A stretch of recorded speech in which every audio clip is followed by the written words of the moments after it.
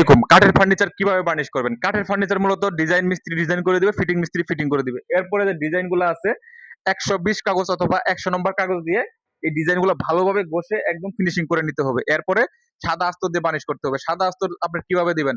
চক powder, ঝিনুক powder এবং আপনার হার্ডওয়্যার দোকানে যে কেমিক্যাল পাওয়া যায় পানি টাইপের আমরা বলে থাকি পানি বা কেমিক্যাল, ওইটা দিয়ে মিক্স করে, যেমন ঝিনুক পাউডার দিবেন ১ ভাগ, চক পাউডার দিবেন ২ ভাগ।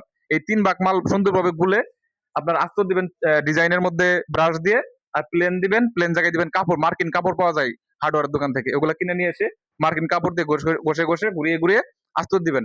এরপর আস্তর ছাড়িয়ে সুন্দরভাবে আপনার একটা গালা টান দিতে হবে। গালা টান দেওয়ার পরে মোম করতে হবে, মোম কাটতে হবে, কাইটে আবার ঘষতে হবে, যে আগে যে কাগজ দিয়ে ঘষতেন ওই পুরান কাগজ দিয়ে ঘষে এরপরে আবার ফিনিশিং সরি গালা টান দিতে হবে। গালার টান দেওয়ার পরে আপনার পল বাকলা মিলাতে হবে, মিলিয়ে এরপরে যে আপনার ফিনিশিং আছে কালার ফিনিশিং দিয়ে থিনার কার্ভাতে ফিনিশিং দিবেন। আশা করি বার্নিশের প্রসেসটি অল্প সময়ে আপনাদেরকে বুঝাতে পেরেছি। যদি ভিডিওটি ভালো লাগে লাইক কমেন্ট শেয়ার করবেন, আর আমাদের পেজে নতুন হয়ে থাকলে অবশ্যই পেজটিকে ফলো করতে ভুলবেন। আল্লাহ হাফেজ।